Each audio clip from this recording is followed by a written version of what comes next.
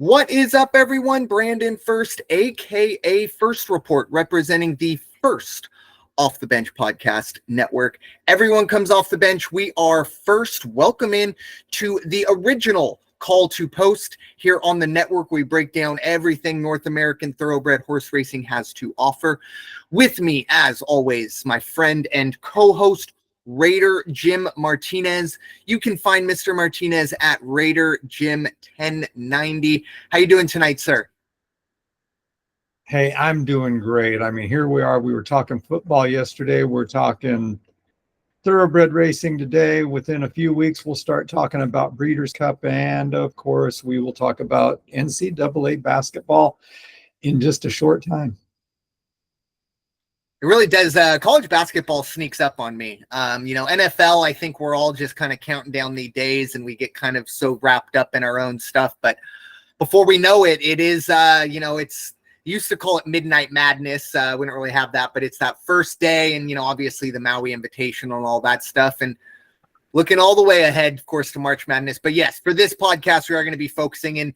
And we're very close to Thoroughbred's kind of Super Bowl, if you will. Of course, it will be held right down the road from both of us at Del Mar. That is, of course, the Breeders' Cup. And we got some qualifiers, 3 to be exact, to talk about. All going to be happening up at Woodbine, up in America's top hat, the great country of Canada. But before we get to that, we, of course, did have Del Mar kind of the closing weekend for the summer slate as they kind of get ready to transition to the Bing Crosby season. And then, of course, the Breeders' Cup, the main reason we have the Bing Crosby season. So we are going to take a look back at essentially the leading jockey and trainers. Raider Jim, you have it on your end?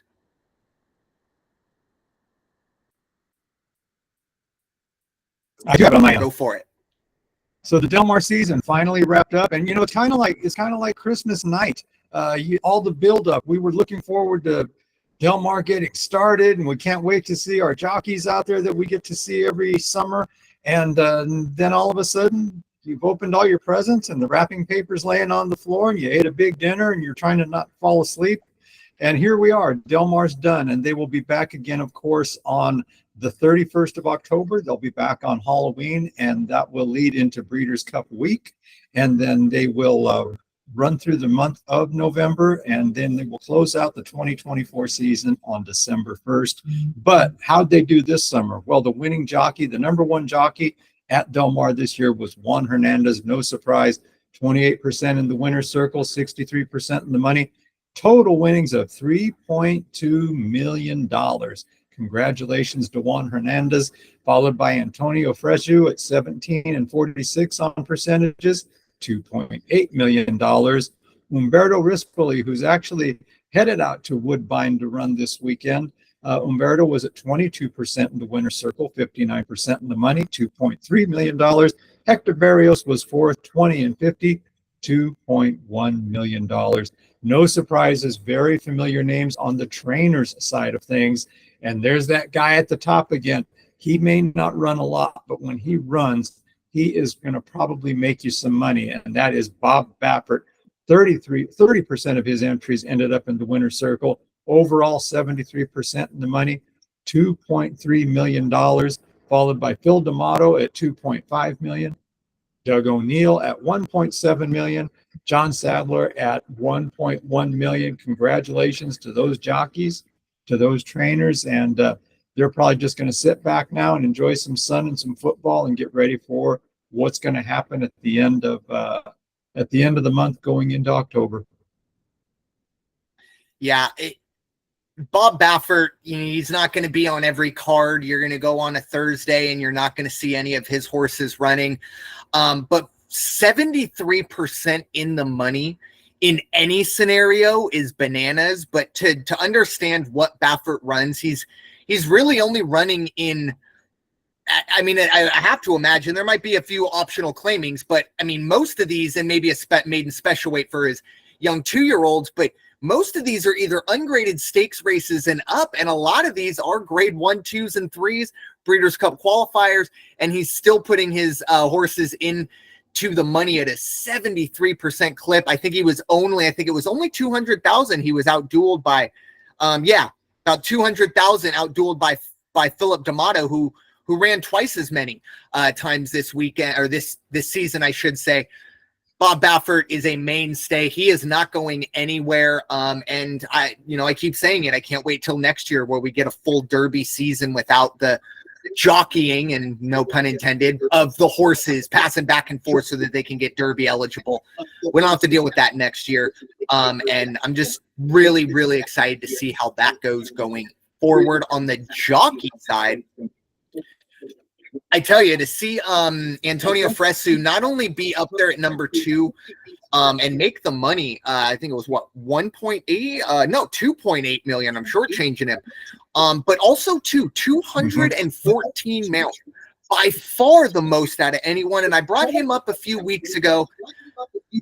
I think this is a guy who is really taking advantage of the East Coast grabbing a lot of the more well-known jockeys, obviously Flavian Pratt, among others. I can't think of them off the top of my head, but I think that's a big reason, and he's taken full advantage of that. But yeah, JJ Hernandez, he is kind of the new king ever since Irad and Flavian have left. But I tell you what, next year, or who knows, maybe even the Bing Crosby, I don't know how it all goes, but you never know. We could possibly see Antonio Fresu sneak his way back up there, because he's taken any and all mounts. And I know that's got to be something that those trainers are looking at, that, he knows the track very well. He's got to know pretty much every horse, it seems like, in the stable. 214 mounts. He's either raced on them or against them this season. Really excited to see what next year holds for him. Hopefully he'll be here at Del Mar. I do worry a little bit, though. I don't want Del Mar to turn into a little bit of like a I guess, breeding track, or like a minor league track, the best of the best. Okay, hey, you did really well. Next year, JJ Hernandez puts his tack at Saratoga. I don't want to see that, but it is great to see Antonio Fresu up there as well, among others. And it was good to see Mike Smith there as well. I think it was 60 or 63 mounts, always. 43% of the money. 63 mounts, and you're still clearing 850,000. He's a Hall of Famer for a reason. So it's good to see him there as well. Another one of the guys who is going to, very similar to Baffert, he's going to pick and choose. He's kind of that prize fighter. He's only going to hop aboard the best of the best, because he is the best of the best. But with that being said, as we kind of turn the page temporarily on Del Mar, it is time to look ahead, kind of in a circular manner. We're going to look at Woodbine, and some of these races, they all want to end up at Del Mar in November. So it all does kind of come full circle. But we are going to start at Woodbine. As I said, 3 Breeders' Cup qualifiers, 4 of these races, all grade 1s. Let's get to it. We're going to start race number 5. All these races, of course, Saturday, September 14th. First race that we'll be talking about is race number 5 at Woodbine. It is the grade 1 Natalma Stakes. Let me get my notes ready. This will be a Breeders' Cup qualifier, juvenile filly turf race here. We got, of course, as I just mentioned, 2-year-old fillies going on the turf. This purse, $500,000. And once again, we are going 1 mile. I always do bring it up with Woodbine. Woodbine is a very oddly shaped, designed course.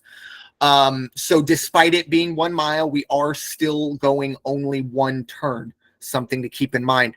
Raider Jim, I'll give you first crack at the grade 1 Natalma.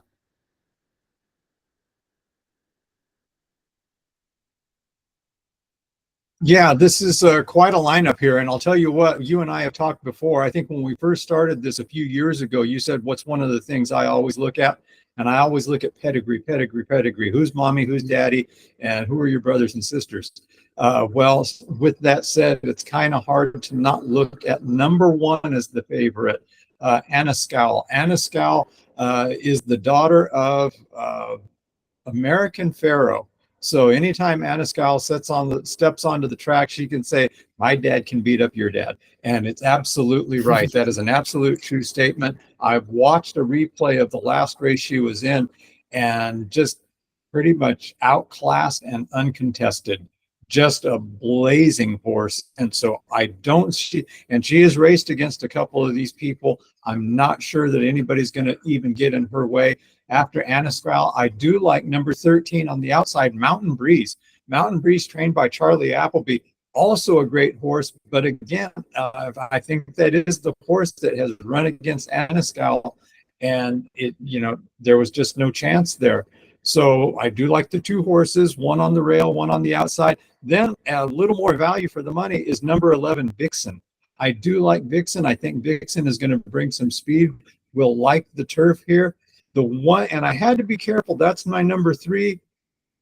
It was almost a tie, 3 and 3A as far as my picks go. 1 Anascal, 2 Mountain Breeze, 11 Vixen. But I also like the 2-horse Italian Soiree. Italian Soiree has the potential to really come in there and make a race out of it. I just don't see anybody touching Anascal in this one. I completely agree. I love the pedigree of Anascal. Obviously, American Pharoah anywhere is going to get your attention. I really also like the post position. This is a 13-horse field as we record. And this horse wants to be on the lead, or at least in that lead group, however you want to look at it. And I think for a post position of 1, that makes it a lot easier rather than the other horse that you also talked about that I also like as well, the 13-horse Mountain Breeze. I do have a few questions though. First of all, I mean, this is technically the morning line favorite at 5-2. So that's awesome, especially if you're a big fan of Anascal ahead of Mountain Breeze, like we both are. The questions that I do have, this is a 2-year-old. This will be its 6th race of the year, and it will be its first in North America. Everything has been in Great Britain. Looks like 1 at Ascot, 4 at Newmarket.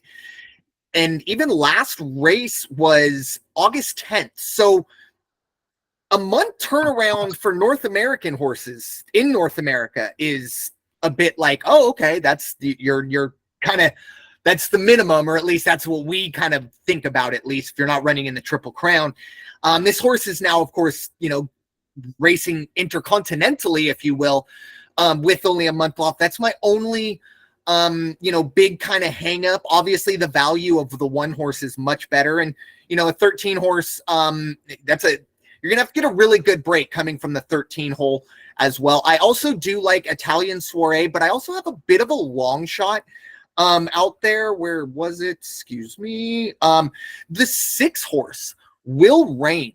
Now this horse will be stretching out, no doubt about it. Hasn't gone further than 6.5 furlongs, but this is a horse that has ran a 74 and a 72. One of them was at Woodbine, wasn't good enough to win in that race against Woodbine. It was an ungraded stakes race, but at 20-1, this is a horse that's ran better than a lot of other horses in this field. I'll take a chance on it. Like I said, 20-1. I don't think this horse is going to get a ton of money before the bell rings, or by the time the bell rings, I should say. So that's just a look out there, because unfortunately, like I said, my top 2 horses here, unless something changes, you're not going to get a ton of value. So that 6-horse Will Rain might be one to keep an eye on in that one. But moving on to race number 7. It's going to be the E.P. Taylor Stakes. And I'm going to beat Raider Jim to a bit of his own game here on this one. I did a little bit of Google research and looked up who Mr. E.P. Taylor was.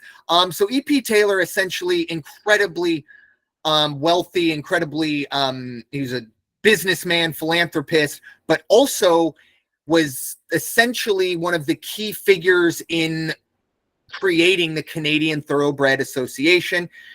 I kind of think of him as maybe a Bing Crosby of Canada, at least if you know the Del Mar history. Kind of a big reason why we have Del Mar here. Big reason why we have thoroughbred horse racing the way we do in Canada is because of E.P. Taylor. So I did take that away from Raider Jim. So to make it up to him, I will give him first crack at the Grade 1 E.P. Taylor Stakes. What are your thoughts? Yeah, Much different than the last race. This is only going to be 6 entries in this one, and the odds are very, very tight all the way around. Longest shot you got out there is the number 1 horse, Blush, out of Ireland at 15-1. And that horse is not going to be on my ticket. Not a knock on that horse. I'm just saying the favorite for me is, of course, horse I put money on all season long, or at least when she's run, and that is the number 2 horse, Moira. Moira, the 5-year-old mare, currently at 7-5, your morning line favorite. Then I also like the a horse out of Ireland, another one, and that is the 3 horse, Fev Rover. And Mark Casse is training this horse. J.R. Velasquez is riding this one, 7-2 right now. Casse, if you look at the whole Woodbine ticket for the entire race day, he has got tons of entries. There's one race, I think he's got 5 entries in it. So he really likes Woodbine. He's got a lot of success there, and you can be sure he's going to be in the money. Now, on the outside, you've got the 6 horse Cinderella's Dream out of Great Britain, Charlie Appleby, at 2-1. So again, 7-5, 7-2, 2-1. You're not seeing a lot of value out there. However, there is one horse that could come in. Wouldn't surprise me if made a good run and got into the money, maybe even placed in this one. Not going to beat Moira, but that is the 5 horse, also out of Ireland, Blue Rose, ridden by Umberto Rispoli. He is actually in Woodbine, as I already said. He was on his way up there, and this is going to be one of his mounts on Saturday. So going into this one, pretty cut and dry. Number 2, Moira at 7-5, Fev Rover at 7-2, Cinderella's Dream at 2-1, but don't look past number 5, Blue Rose Sen at 8-1. 8-1 is your best value out there.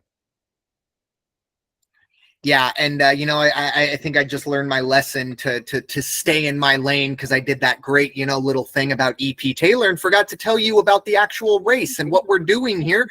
So thank you, Raider Jim, for giving your thoughts. But this is 3-year-old fillies and up, going 1.25 miles on the turf. Now this is an interesting one. Again, going back to the Woodbine layout. I guess if you want to call this a 2-turn race, you can, but it's an interesting one if you want to go look at it. But we are going 1.25 miles, but not the normal way you would think. Still going left, but it's a bit of an odd layout. But it's technically 2 turns if you want to look at it. I'm with you as well. The only reason I'm giving a bit of a nod to Fev Rover over Moira is because of the value right now, 7-2, a little more value than 7-5. And these 2 horses have, I believe this is their 4th race that they will have matched up in. Fev Rover has held her own against Moira as well. So something to keep in mind there, but I think those 2 will definitely be in it. And then obviously Cinderella's Dream. This is a horse that came over earlier this year and has been 2 for 2 in North America. And last time out, it was at Saratoga in a grade 2.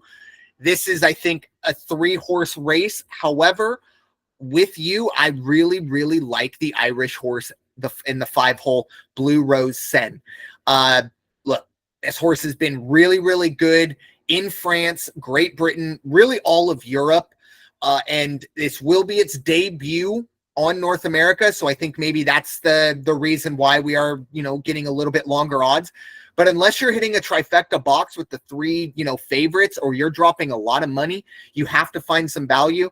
So I'm with you. This is by far, my notes are looking for value, maybe the best bet outside of chalk. And that's kind of what you said as well.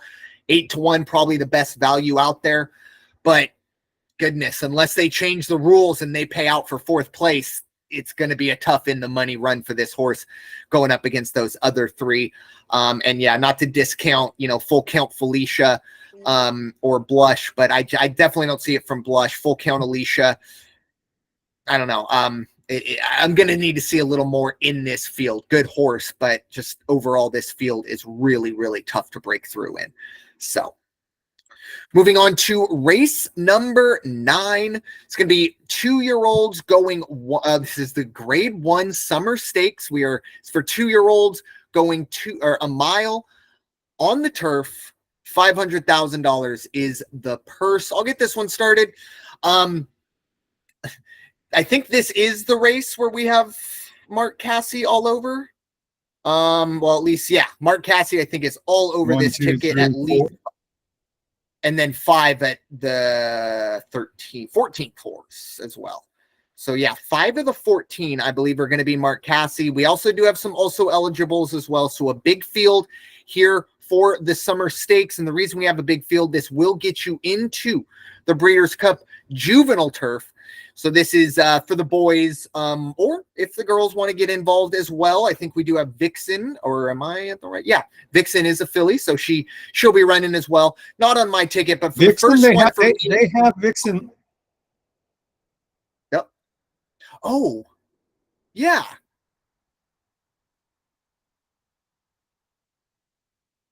Yeah, I think this is a double declaration. And one of the races we already talked about. And you also have to look at the jockey assignments, because if you look closely on these, say, as an example, the horse we're looking at, they have J.R. Velasquez on 2 horses.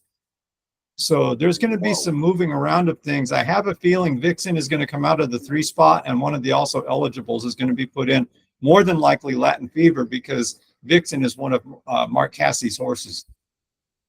Yeah, that makes sense. Yeah, thank you for that. That's a good catch, because that's what confused me. That's why I thought I was on the wrong race, because I was like, wait, I think Raider Jim already mentioned Vixen. Anyway, so yeah, we're ready. But no, it's the Grade 1 Summer Stakes. For me, I am looking at the 4 horse, and I promise you it's not because of the name. It's not First Report, but it's First Resort, with an I in the first part of it. But this is a very, very strong horse. Debuted with the 73 to break its maiden, won by 3.5 lengths, came back in the Saratoga Special, 9-1, ran well, didn't win, but got into the money. Ran a 73. I think this is a horse currently at 4-1. That's a ton of value. I really like that horse. The other horse I have my eye on is the 9 horse, Alcudra, an Irish horse. It's going to be its North American debut, but was absolutely electric as a 2-year-old. Last time out in July at Ascot, ran a time form 91, which is about, probably I'd say about an 80, 82 buyer, if you want to look at it that way. That's really good for a 2-year-old. And you, of course, have Charles Appleby as well. And then I believe that's Wayne Buick, who is he's definitely one of the top European jockeys. Definitely see him in November going for the Appleby gang. And then 2 kind of underneath ones, total value. There's a big field. I think you're going to want to try and find some value. Dream On. This is a horse. Now, last time, excuse me, this is going to be stretching out a little bit, but last time out ran a 74 after running a 60 and after debuting at a 35. So I like to see those, kind of progression at 12-1. We'll see if it can make it onto my ticket. And looks like we have another situation, Raider Jim, where me putting my, because the 7 horse, same thing, Will Rain. When I was putting my notes together, I didn't even realize I put Will Rain in there twice. But another one of those horses that last time out, I kind of talked about it last time or 2 races ago, at 15-1 with those speed numbers for a 2-year-old, I'll pay that. However, with that being said, probably not going to see Will Rain with everything that we just talked about. We'll probably be running in the Natalma instead of the Grade 1 Summer Stakes. So this is an interesting, odd race. But Raider Jim, what are your thoughts? The Grade 1 Summer Stakes. Yeah, it wasn't a little convoluted with the jockeys and the double declarations and all. But with that said, it doesn't really matter, because I had Vixen in the last race or 2 races ago, and not on my ticket for this one. But I do like the 9 horse, that Alcudra horse out of Ireland. Tore it up at Ascot, was just like the talk of the town. And there's always concern when you have a horse running across the pond, as they say, and you bring them over to North America, and how are they going to adjust? Well, horses are much better than people, I guess, when it comes down to jet lag and things, because they said Alcudra is just having some fantastic workouts, very professional, doesn't seem to have any slowdown at all from the travel. So I think that is the horse to beat. 3-1, and it's trained by Charlie Appleby. You're probably going to make a little bit of money on that one. After that, I like number 4, First Resort. That was my second horse, again, ridden by Umberto Rispoli. That's his second mount of the day at 4-1. So if you can get El Cudra at 3-1, First Resort at 4-1, and you box those two on a Quinella or an Exacta, I don't know if they have Quinella on this race. Hey, you got that's not a bad ticket at all, by no means. And I also like the 10 horse out of Great Britain, New Century at 6-1, a little better value. Very competitive horse, has some good speed, not bad at the distance. And then one that we have seen run before, and that's the 6 horse at 8-1. That is probably going to be the highest value on my ticket. 8-1. It's the the 6 horse. I have the wrong number on my notes. 6 horse, Cairo Caper, a horse we're familiar with. We've seen Cairo Caper before and have talked about Cairo Caper in the past. So on the summer stakes, I like 9 El Cudra, 4 First Resort, 10 New Century, and 8 Cairo Caper. And yeah, I was counting it up again. It's like 1, 2, 3, 4, 5, 6. Yeah, Mark Casse has 6 definitely, probably a 7th coming in under the also eligibles. Plus he has another also eligible. So busy guy out there. He's definitely going to be earning. And I'm almost, sorry. One of the also eligibles, Nitrogen, is also in the Natalma. So he's just really, kind of spreading it out this weekend. Hopefully that works out for him. But yeah, it's going to be an interesting race. We might see all the also eligibles in that one when it's all said and done. But final race we'll be talking about from Woodbine is going to be race number 10. It is the Woodbine Mile Stakes. This will get you a ticket into the Breeders' Cup FanDuel Mile. Of course, as you could tell, it is we are going on the turf for a mile. $1 million on the line. I believe this is the biggest purse that I've seen from Woodbine. I believe their biggest purse of their racing season. Raider Jim, your thoughts on the Grade 1 Woodbine Mile Stakes? Yeah, manageable field, eight horses, 8 entries in this one. I'm kind of agreeing with the track handicappers as far as who they have as their first three guys. But then I have a 4th underneath that is, more value, better money. But the first one, you have to go with the early morning favorite that currently is at even money. Number 2, Naval Power out of Great Britain. Guess who's training that horse out of Great Britain? Charlie Appleby. This horse is just fast. There's no two ways about it. Just fast. I think has taken down most of these horses already, or at least a few of them in the field. And I don't see that there's going to be any difference in this. Naval Power probably going to end up in the winner's circle.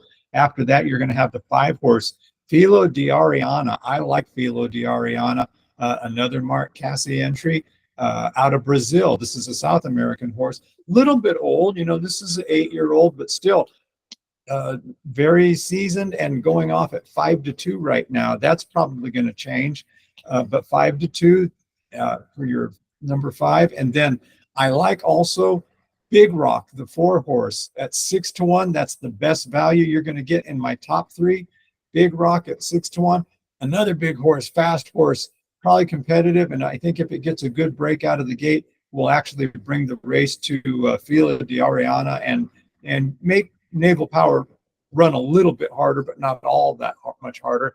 And then number 1, that's my underneath horse. Number 1, Play Me a Tune. J.R. Velasquez is going to be in the saddle at 12-1 and on the rail. I like the post position for this horse. This horse does have speed and has showed promise in some of its races. So don't be surprised if you see Play Me a Tune sneak in there and get a show position on this one. 12-1, definitely worth a look. Put an exotic ticket out there and work a couple trifecta combinations. You'll probably get lucky. Yeah, you can't handicap this race without starting with Naval Power. Obviously, as you said, Great Britain horse, Charles Appleby, Godolphin. Everything that you look for in a turf horse is right here. Only 4 years old, and has really this year has taken incredible steps forward. I mean, going back to last year, only ran once last year, and it was at Maiden in the the Arab Emirates. But even its 2-year-old season wasn't running. It kind of ended in he only ran a 68 in the time form. Since this year, it's been a 117 time form, a 104 buyer, and a 102 buyer. Those last 2 races, grade 1s at Keeneland and Churchill Downs, respectively. Didn't get the wins, but losing to horses like Program Trading and Master of the Seas, who, I mean, those are some of the top turf horses in the country, or in the world, I should say.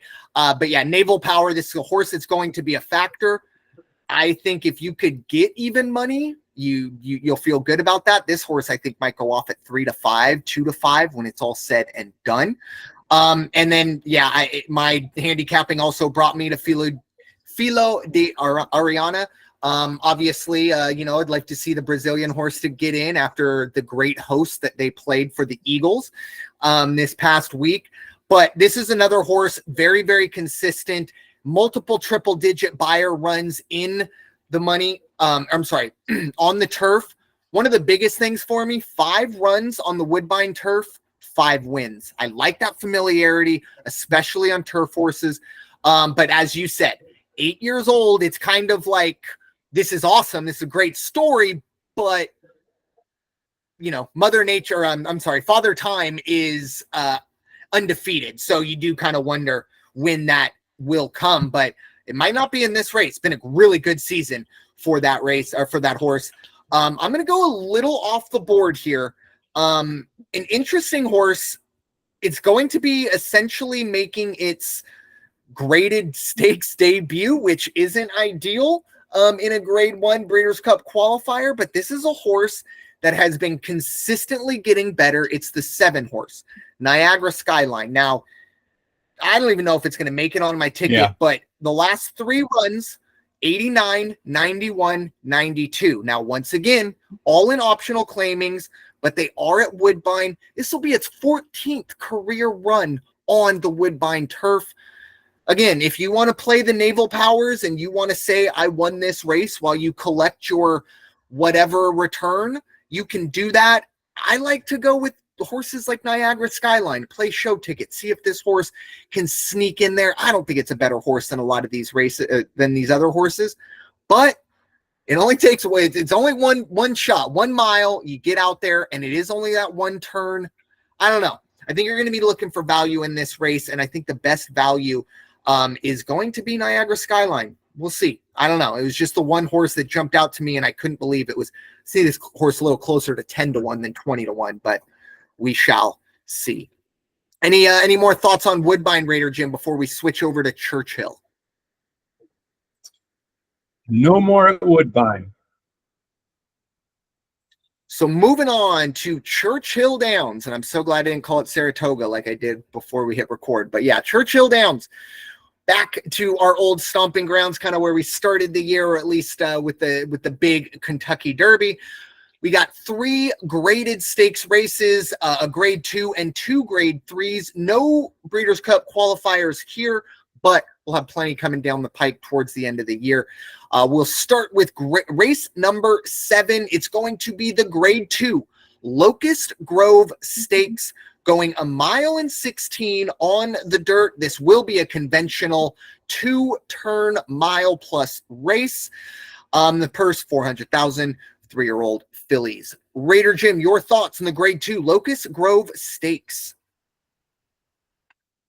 Yeah, as we talk about the races at Churchill, one thing to keep in mind is they are going to get some remnants of this hurricane that came blowing in through Texas, and it's still moving its way north. So there is a chance that Churchill sees rain tomorrow, and they may have it shouldn't be a real sloppy track, but it could be a little bit of a wet track. I don't know that they're going to have time to do anything about that, but they don't look for torrential downpour or anything like that. But it can affect the speed. It can definitely affect the footing of the horses, as we all know. But going on to race 7, 8 entries, great chance for a real match race here. on the top 2 horses, the handicappers' favorites and my favorites. And I am actually taking the longer of the 2 to win the race, and that's the 2 horse, Free Like a Girl.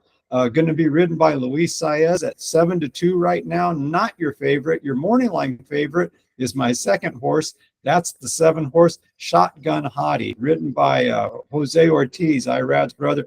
2-1 right now. And let me tell you, Shotgun Hottie, again, let's look at pedigree. We had the 1 horse that the daddy was American Pharaoh, Shotgun Hottie.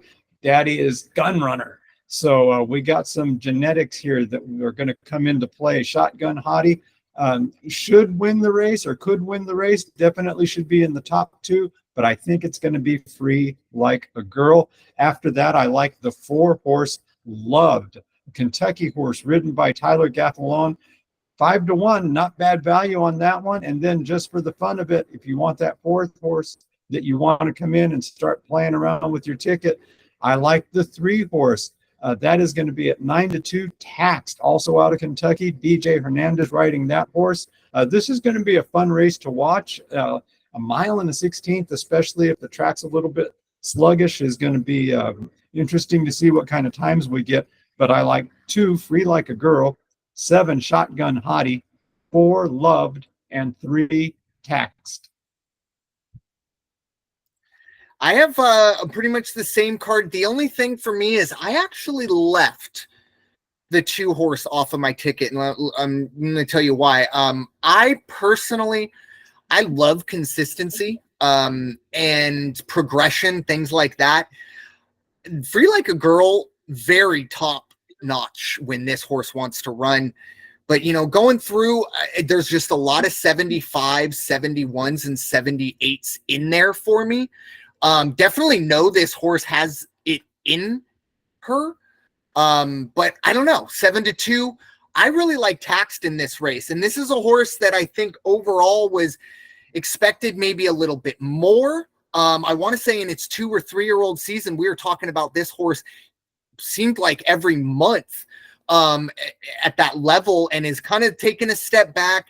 And, you know, really did not run well as a pretty much even money favorite in an ungraded stakes race. They kind of dropped that horse down for like a class drop to get a win, and it did not run well. So it does kind of shoot against my my theory. But before that, it was running 86, 85, 85, 85, and 86, which still will need a little bit of an improvement there, but that consistency is enough to get my attention. Shotgun Hottie is number 2, and the only reason it's kind of number 2 is because I don't think there's going to be a whole lot of value when it's all said and done. I think Shotgun Hottie is going to be getting closer to even money, which is good news for, you know, for both of us, because I think both Free Like a Girl and Taxed, those numbers will inflate a little bit more.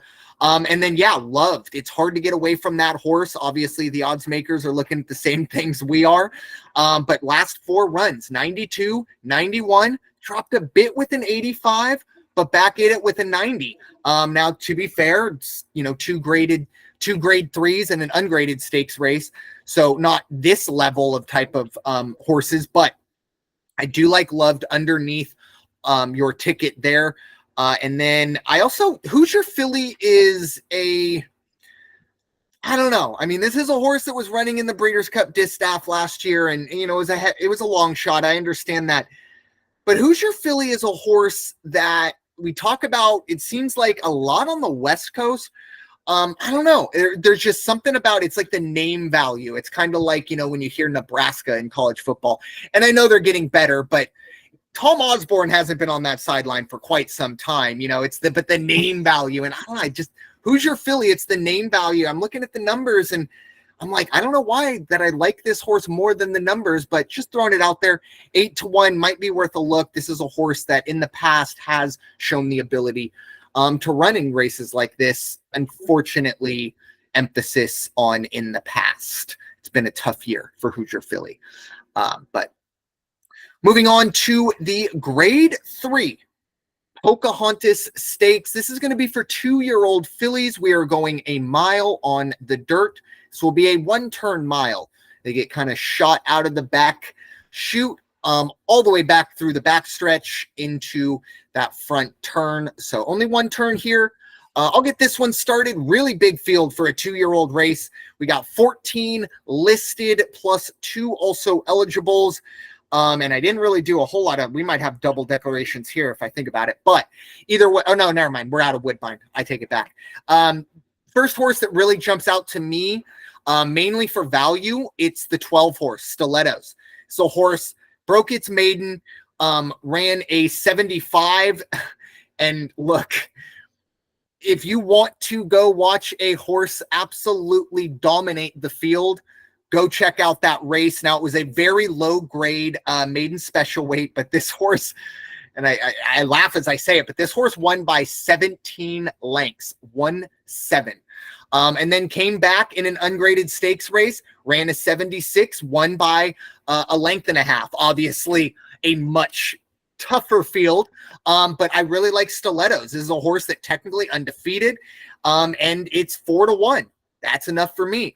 Underneath them, you got Kimchi Cat, who I believe is, oh wow, I guess I take it back. The Stilettos is the favorite. I'm just not very good at math, am I? No, Kimchi Cat is the favorite. No, yeah, it is. I'm terrible at math, and 9-2s always get me. But yeah, Stilettos is the favorite, 4-1. That show you how much values go around. Kimchi Cat with Tyler Gaffleone. I love that jockey aboard. Also a big fan of what this horse has done the last 2 runs, 72 and an 84, both ending in the winner's circle, including breaking its maiden. I don't know. I think Kimchi Cat could be another horse that really is able to contend. And finally, 5-1, the 3 horse, Lacara. Mark Cassie seems like his 18th horse that we've talked about of his today. But again, we're moving. Last time out, ran an 84. A bit inconsistent in between, in its 3rd career run. But I will say for 2-year-olds, we can forgive a bit of inconsistency, especially when you run at this level. Finally broke its maiden last time out, running a very, very impressive 84, which is the best speed number. Let me just make sure I had that. Well, it was tied with Kimchi Cat as the best speed number, but 84 is that top. Raider Jim, your thoughts on the grade 3 Pocahontas? Yeah, I almost have the same thing you do on the top, except I got them switched around. I was focused on watching Kimchi Cat's last couple races, and I was like, oh my gosh, that horse is a beast. And yeah, she just kind of was blowing people away and couldn't be caught. So I actually have 13 Kimchi Cat at 9-2 in the first spot, but my second spot right behind is Stilettos, number 12 horse, ridden by Jose Ortiz, and at 4-1. Again, there's another one of those. There's 13 and 12. You got that combination. You box it on an exacta, put a few bucks on it. You can make a little bit of money to keep you going at the track.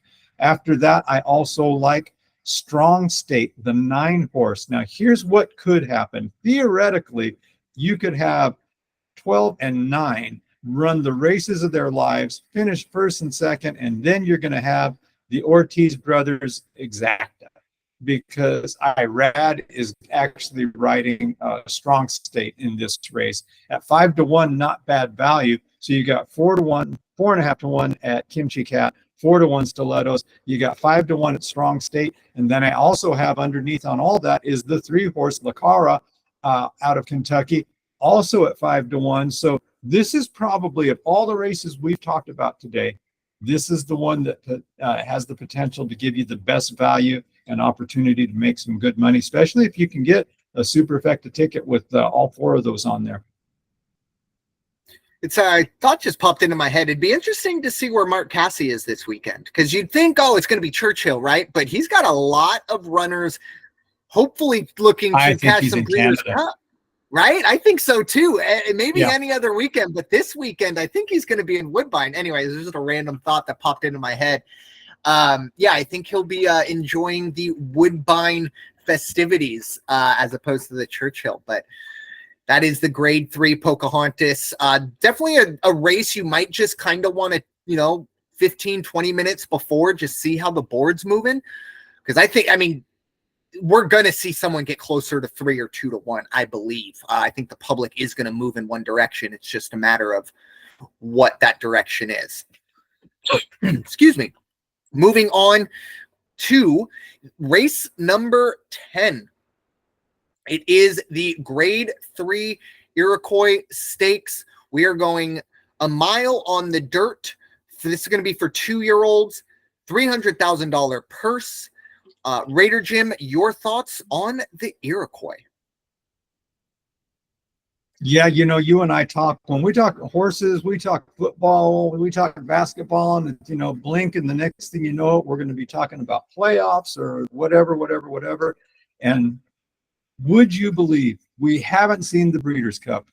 We just got done with the summer session of Del Mar, and here we are talking about the race that is this kickoff to earning your Derby points for 2025. And there it is. This is what happens. So we're already starting our forecast for, okay, these guys, these are the horses you got to start watching for. You might see them at hanging around Churchill for quite a few months now. But it's the Iroquois, the Grade 3. This is for Derby points. If I'm not mistaken, you're going to get some Derby points. Yeah. Kicks off the season, if you will. Far and away at 5-2, and I'm surprised only 5-2. Owen Almighty out of the 5 spot, ridden by Irad Ortiz. This horse is just phenomenal. Nobody can touch this horse, or at least not as yet. So look for Owen Almighty in the winner's circle on this one at 5-2. I really doubt you're going to get 5-2 come race day, but keep your eye on that and see how it moves either way. After that, I do like a little bit more of a value horse on the outside. And it was kind of tough because my 2 and 3 horses, very similar as far as, how I feel about them. But I like the 12 horse on the outside, politically correct. Florent Giroux is going to be riding, and at 6-1, you've got some pretty decent value. Good horse, fast horse. And again, getting that outside spot might be just right. Be able to get a good break, settle in, and then, stalk a little bit and see what happens as you're coming around the back. And then we have number 10, Jonathan's Way. Joel Rosario is going to be riding this one. And at 9-2, good value right there too. Jonathan's Way is a very fast horse, but I believe it was Jonathan's Way that was already in a race with Owen Almighty, and there was just no way that Jonathan's Way was going to win that race. And then we have number 8, my last one in this race, Steve Asmussen, because if anybody can get a horse that's got good value, is questionable. It's like, yeah, it has the potential, but is it really going to be able to perform? Steve Asmussen's son rode Magnitude, the 8 horse before, and didn't do too bad. Jockey changing this one. Now he's going to have Tyler Gaffalone riding Magnitude. Don't be surprised if Magnitude doesn't show up chasing people coming down the home stretch. Yeah, I'm a little confused, and I'd love to. Too bad Craig Dato isn't here. So we have another double declaration. The one horse for First Resort is also declared here, but also is declared in Woodbine. So I don't know. When I was reading the Iroquois Stakes, what it is, in my mind, I was staring at First Resort, and the words were going, but my mind was like, what is going on? So yeah, it did make it onto my ticket, so doesn't really matter, but interesting. And it's not a Mark Casse horse, so it's not Mark Casse kind of, trolling us or doing this stuff. But anyways, I'm with you, and thank you as well for mentioning that this is a Derby points race. I forgot to add that to the notes. But yeah, this is as you said, the kickoff. It's a very, very small amount in the grand scheme of things, but it gets the ball rolling. I think it's a 2010 5-2 type points. But it gets you going in the right direction. But yeah, Owen Almighty is the class of this field. This is a horse that has ran an 83 and an 84 in its first 2 career runs. Also cost $350,000 at the yearling sale. So a lot of expectations for this horse. I would not be surprised to see if, Owen Almighty next year in the, the Florida, Louisiana Derby type stuff, if we see good things here in the Iroquois. Working our way down as well, I'm with you. Obviously, Jonathan's Way, what an incredible debut. It's not too often I'm very high on horses that break their maiden, especially in their debut, and are straight into like grade 3s, or in this situation, essentially a Derby qualifier, but such an impressive performance. And as you said, Joel Rosario aboard. I mean, you can't get too much better than that. And then finally, not just because I'm a Metallica fan, but I also like Sandman as a little bit of a value pick here.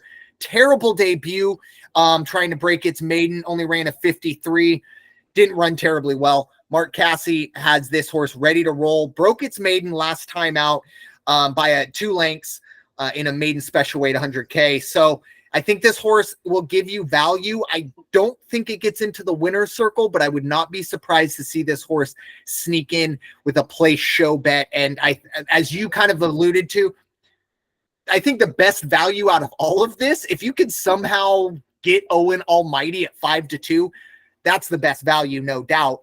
That's probably not going to happen. So I do think some of these other numbers are going to inflate. I think Sandman gets closer to 8, maybe 9-1.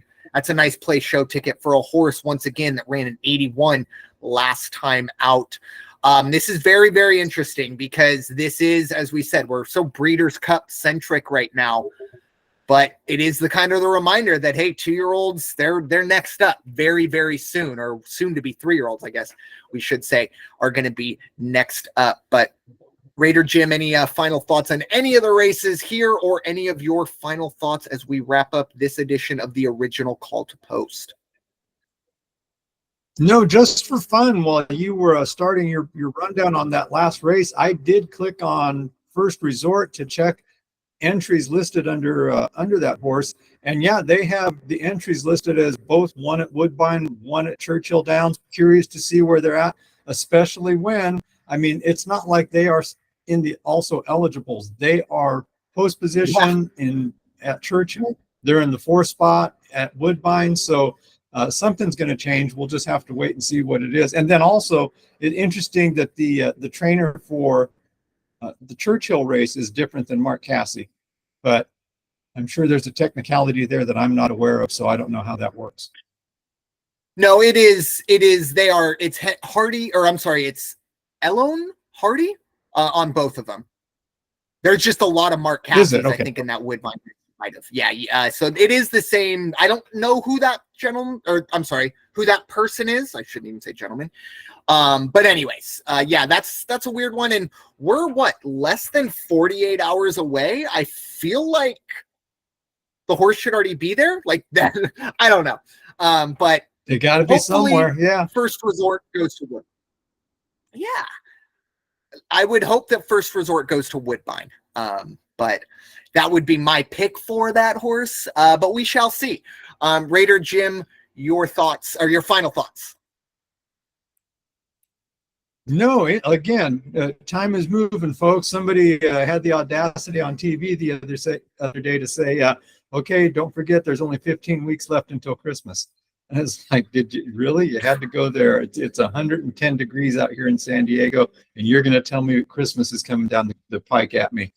No, just time is going fast. We got past 9/11. We remembered 9/11 yesterday.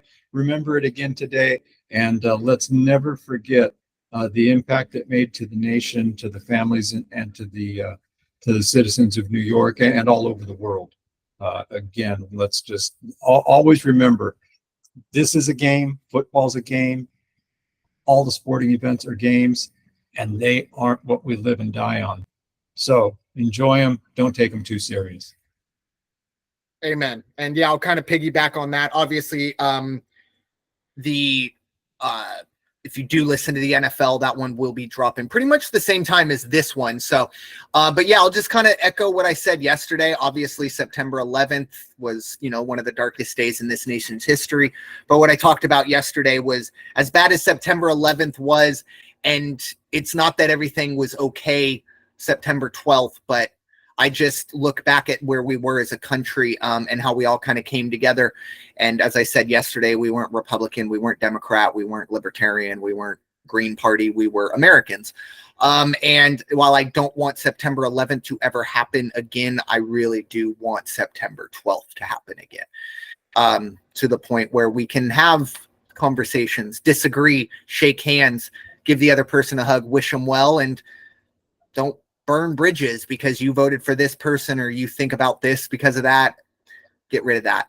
So as I said, try and get that September 12th spirit back into this country. But thank you all so much for listening to the original Call to Post here on the First Off the Bench podcast network. Everyone comes off the bench. We are first. It's time for you all to go wash your hands and stop hating, everybody. Talk to you all very soon. Take care.